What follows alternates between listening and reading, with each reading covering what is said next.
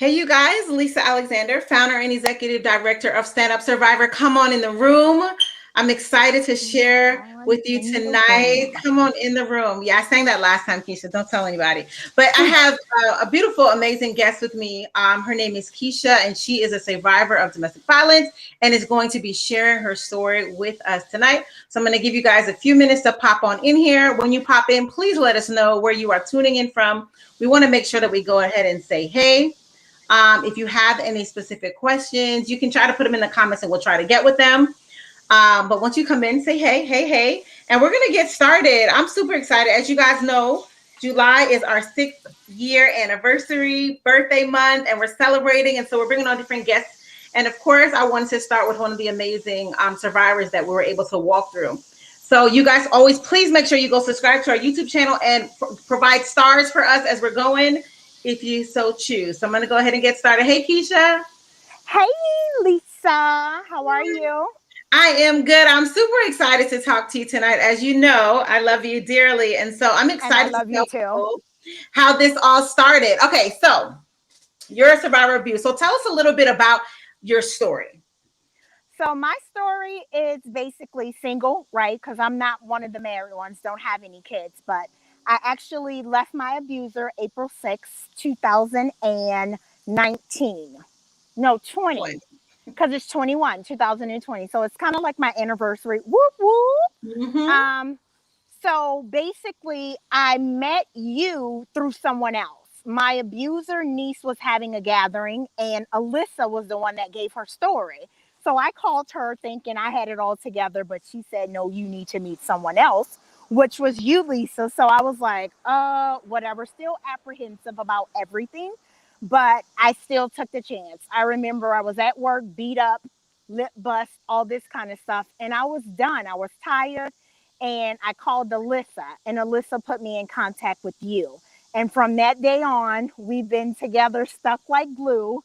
And you walked me through everything. You was like, sis, I got your back. You're going to be nervous. You're going to be afraid. You're going to say no. You're going to have actually kickback, because which I did. Because even my day leaving, I was like, maybe I shouldn't go. You're like, oh, yes, you Uh-huh. Okay, wait, will. don't tell him. Don't tell him that yet. Don't tell him that yet. Let me go. Let me go back. So you went to an event where someone was speaking about domestic violence with your abuser's niece. Yes. And I was Right. with his mom, and I was healing from my abuse. So Did lip you was a think you were a little. victim at that point? Did you feel like did you know you were in an abusive relationship? Actually, I felt at that point when I was there and I heard her story, I was like, oh my God, I'm not in this by myself. Like, there's other women that's going through the same thing that I'm going through. Oh my God, like, I'm not alone. Yeah. So I knew I was abused because everybody was like, what's wrong with you? And just looking all crazy because I wasn't the same person I was when I met him. I changed so drastically. So it was a lot of things that was going on inside of me, but I know that this wasn't the best life for myself. So what kind of changes would you say? You said you changed drastically. What were some of Oh, those I changes? lost weight. I was like a size 0. Um, when I'm typically a size 6, I was a size 0. Like, even when my family saw pictures of me, they thought I was actually on drugs because I looked like a completely different person, like super skinny, just very stressed out. My hair, I didn't have hair at the time because he would rip my hair out. It just was a lot of things that I wasn't the same person I was before. Hmm. So you talked about when you went to this event where you heard someone share their story, you had bruises on your face.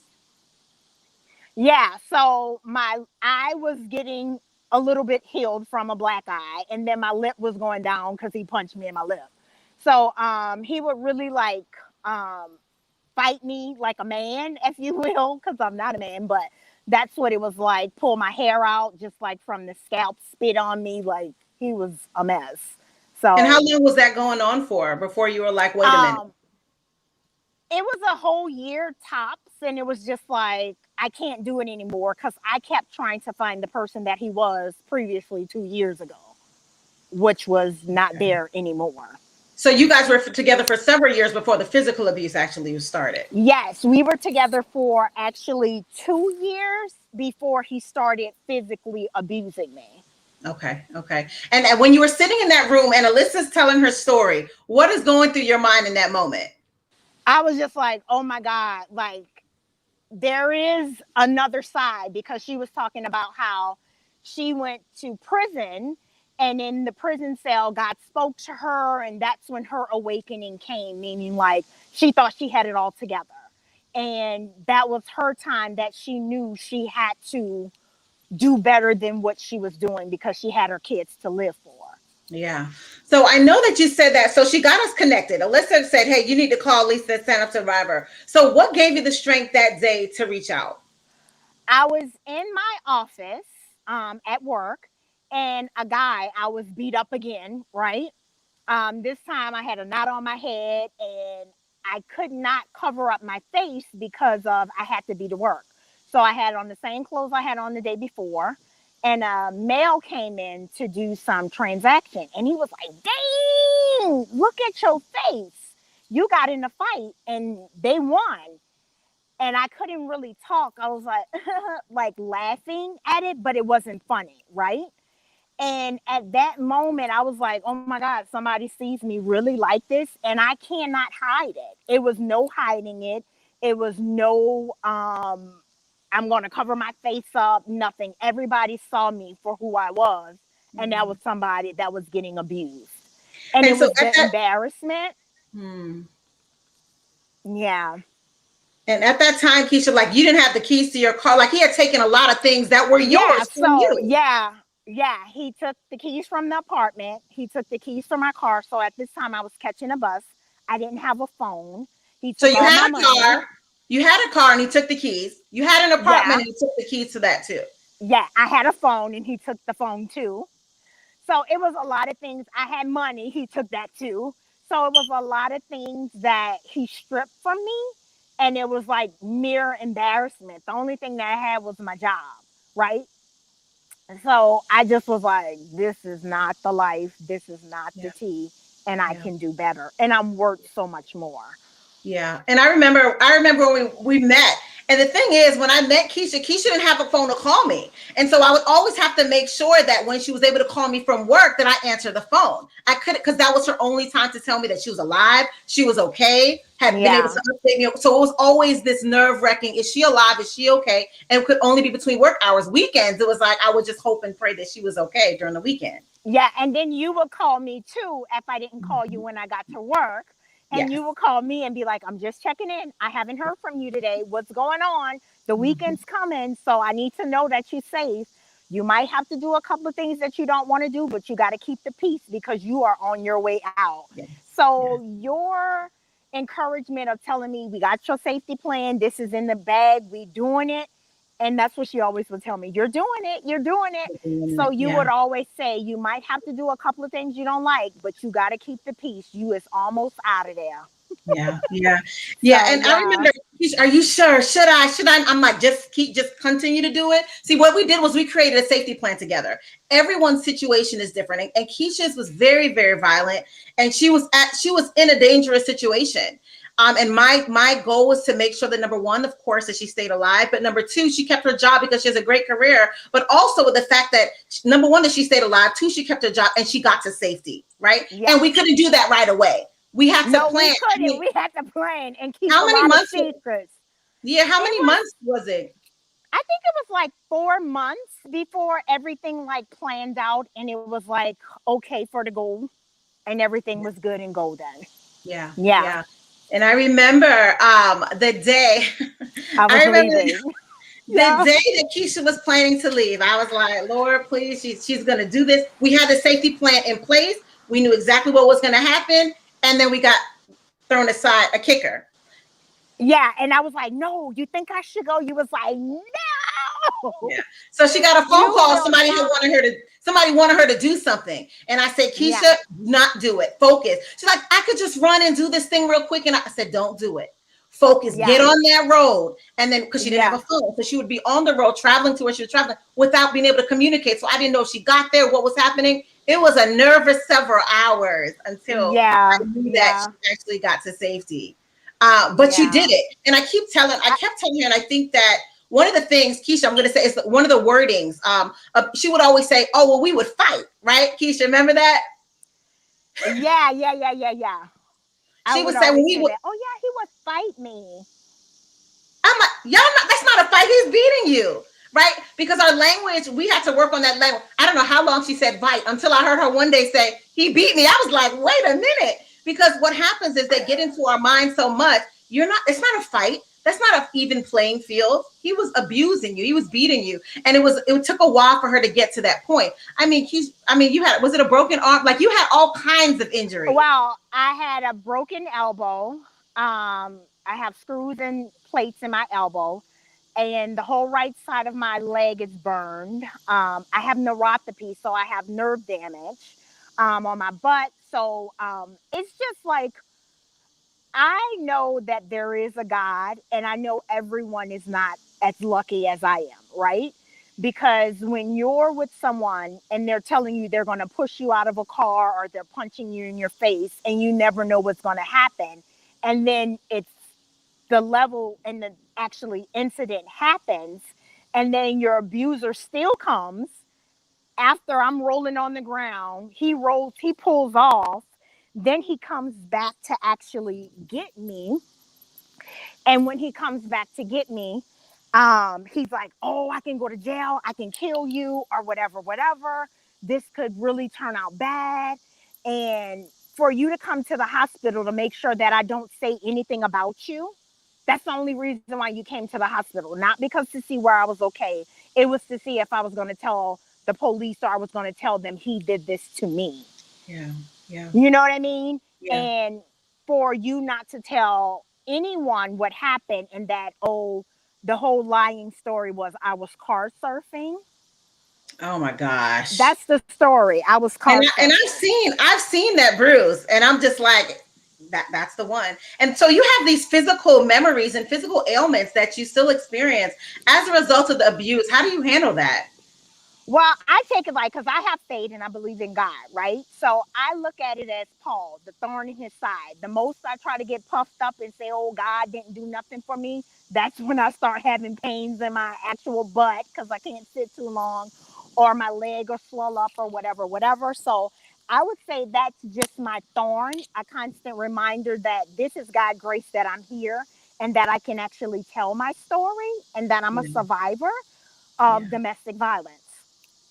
I'm so proud of you. I'm so I'm proud of so, me too. I I'm, never thought that I would get to this point. It's so crazy because I remember when I first met you, I was so apprehensive and hesitant about everything. Oh, yeah. you really think I should? Or, oh, you think I should do this? Or, oh, you think I really should? Or whatever. Like it was always a doubt or Yeah. whatever. And you were always there to be like, girl, you got this. You know what I mean? Mhm, Like it's going to mhm. be okay. Is it going to hurt? It's going to hurt like heck. Are you going to think about him? Yes. Is it going to be like a drug that's withdrawing from someone? Yes. But with all of that said and done, choosing you is the most important thing because I am the Yeah. one that won. Yeah. Yes, you are. And oftentimes we think that we don't win because we turn around and we see them still living their life and moved on and all this kind of stuff. But you Yes. have your life. You have your life. And Keisha, I have Yes. watched you glow and soar and continue to succeed. So when you look back at your life, what do you wish that you knew back then that you know now? Well, what I wish I would have known is the red flags, right? I would have saw Mm, them earlier, which they were already there, but I kind of overlooked them. Cause he would send me like emojis that would be punching or like pow pow or like just certain things and like say, oh, I really don't want to disrespect you because I care about you or whatever, whatever. It was always there. Every mm. symptom that he gave me 2 years later was always there, but I Wow. overlooked it because I was like, oh my God, that's my friend. We're friends. We play cards together. We do all of this fun stuff together. He would never do me that. You know what I mean? And he would tell me about actual conversations that he had with other people he used to date. And that's who he was. That's just who he Okay. was, regardless. Okay. And so do you think like you disregarded those red flags? You didn't see them all that time until they manifested Pretty in much. And action. at that point, it was kind of like a little bit too late because I'm like, I'm here now. You know what I Yeah. mean? And it's almost Yeah. like, how is this happening to me? No, not me. No, this is how he used to be. This is how he used to act. So where is that person? Yeah. And I love when you talked about how when we first met, you doubted like everything. You're like, well, should I? Or do you think I Yeah. can?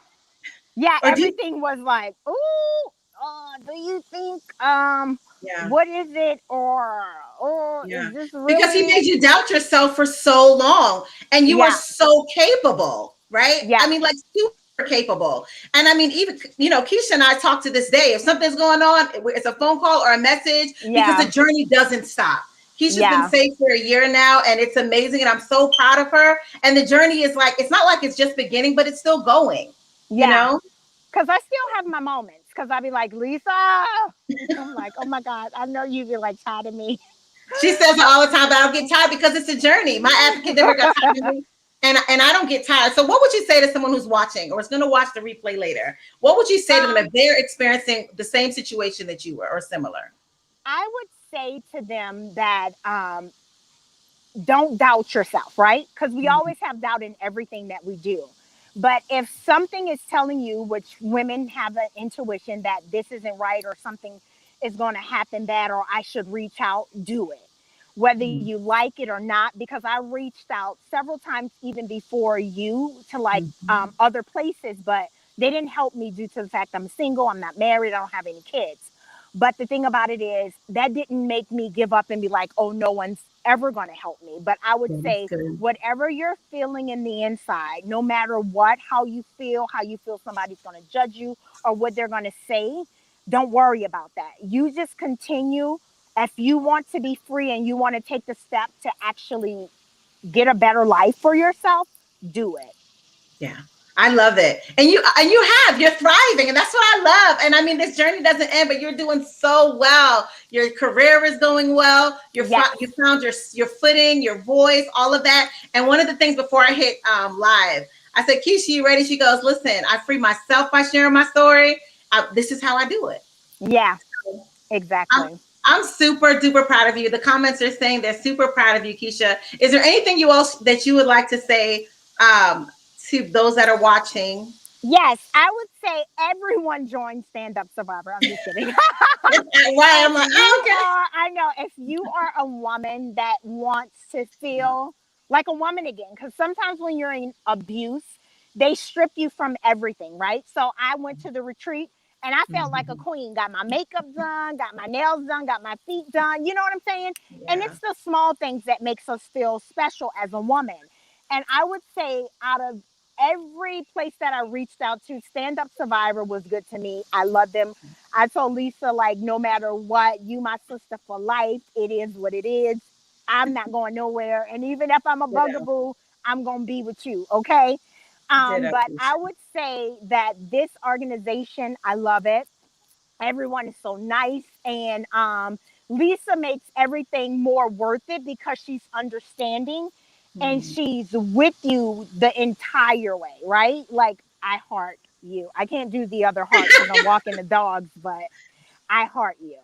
Yeah. Oh, thank you, Keisha. I just want to say that I'm so proud of you. Thank you for being transparent and sharing your story and setting other people free with your voice. So I'm super duper proud of you. Keep soaring. This is just the beginning, and I'm super excited to see everywhere that you go. Did you hear half of that when I was going I with you? did. I Okay. heard everything. Okay. Awesome. All right, Keisha, Yeah. I'll see you later. Don't go anywhere, Keisha. I'll see you guys later. See ya.